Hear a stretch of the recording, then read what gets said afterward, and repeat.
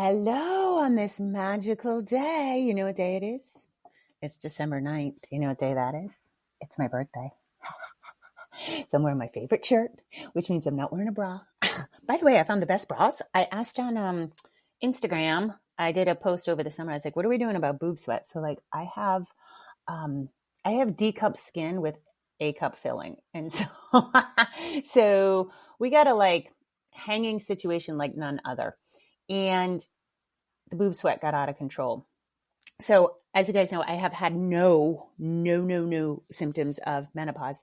I still, 2 years in, I still don't, never had a hot flash, but like my sweat changed a little, which is interesting. So particularly under the boobs.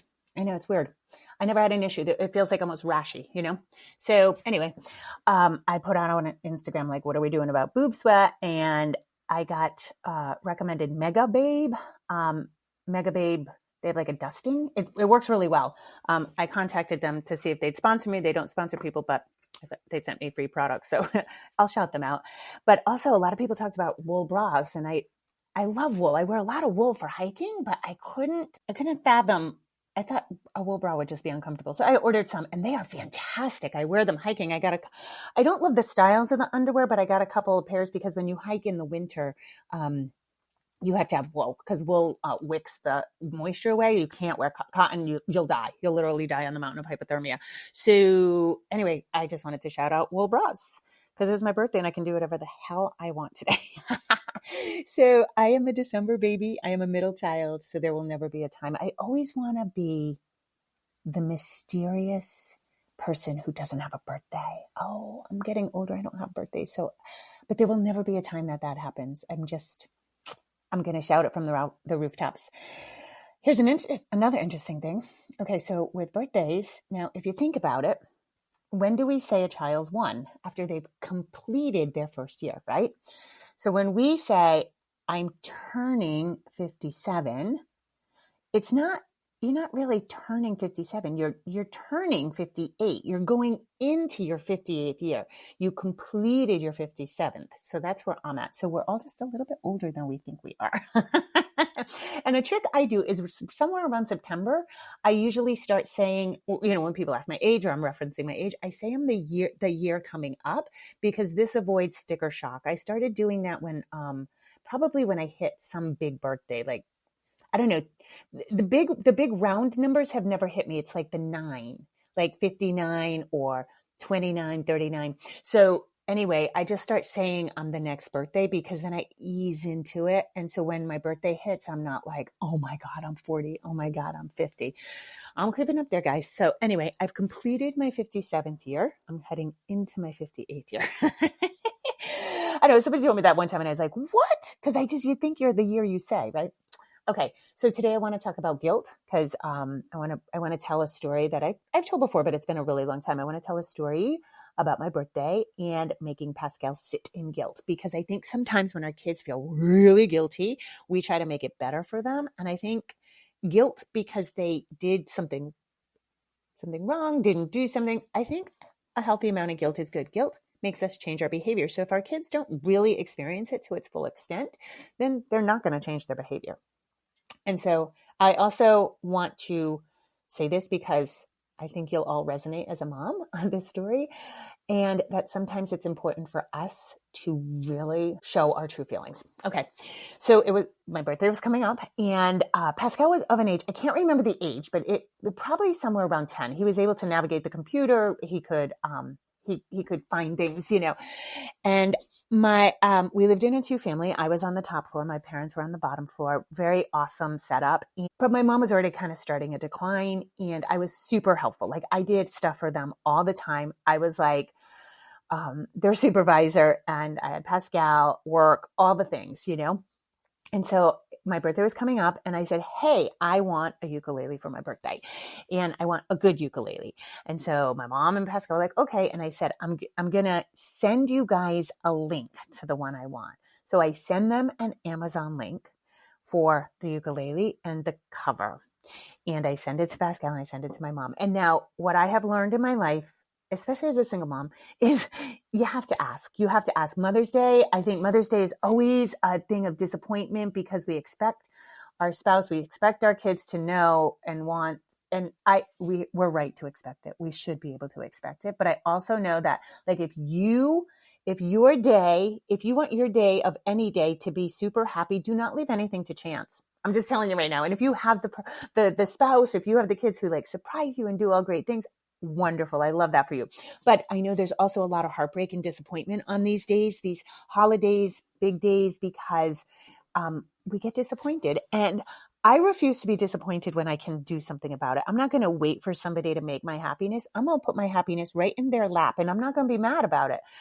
Right? And this goes back to that thing I often talk about. You can't be the person who expects a hug but doesn't say it, right? So many people, and it took me years of therapy to learn this. Like, they should know I'm sad. They should know I'm upset. They should know I need a hug. No, no, no, no, no, no, no, no, no. You say right out front what you want from somebody. Literally, even now, when I get dressed up, if I come into your house, I'm like, oh my God, don't I look cute? So that you can say, yes, absolutely. Like, I don't leave my happiness up to chance. Okay. So my birthday, and I'm like, okay, here's the link. I send the link. So my birthday comes. I'm so excited. I can't wait. I wake up and there is not only not a ukulele, there is nothing. So my mom, she was like, oh, that's right. It's your birthday. And granted, I'm a grown ass adult. So it's just that I lived in such close proximity, and I do so much for them. I did so much. And then Pascal's like, oh, it's your birthday. Happy birthday, Mom. I started to cry. I was like, fuck off to Fucktown, you guys. Like, I do everything and you guys can't remember my birthday. So I cry. Well, but then Pascal starts to cry, and I was so pissed off. And then my mom was like, I'm sorry, I forgot. And I was like, I sent you guys the link. Like, are you fucking kidding me? I was hurt. I was angry, but I was so hurt. And so I cried. I said, I'm going to get a fancy coffee. And Pascal was upset. My mom was upset. And my mom was just like, I'm just so sorry, Jamie. I'm so sorry. And Pascal just wanted me to make it okay for him. And mind you, he wasn't little. He wasn't like, I wouldn't do this to a kid who was under 5, you know what I mean? But it was time for him. And so I was just like, no, for everything I do, I just can't believe that nobody pressed the link, And so he felt bad about it all day. And then and I said, bud, I just need to sit with my hurt, and you just need to sit with your guilt. Okay. So you don't have to try to make me feel better. I don't want you to run around making my coffee. I don't want you, kissing my ass. You don't have to do that. Okay. My feelings are hurt. I get to sit here in my hurt, and I'm not going to rub this into your face. I'm not going to sit here and be like, nah, nah, nah. But I need you to sit with your guilt. Okay. And again, we can watch something. We don't need to be up each other's ass about this, but I'm not making this better for you. Okay. My feelings are extremely hurt, and you feel really bad about, and you need to sit with that. And so we did. And for the whole day, this kid, I could see he was suffering, but I was like, I'm not making this okay. I am not making this okay. Again, I do everything. I'm so spread thin, helping everybody, and I'm just going to sit with it. And so I did. And I sat with it all day. He sat with it all day. And then the next day got up fresh, and I said, okay, I'm fine. I sat with my feelings, and I let them pass. And I accept your apology. And he said, I sat with my guilt, and I do not like that. And he has never forgotten my birthday since. I don't forget his birthday.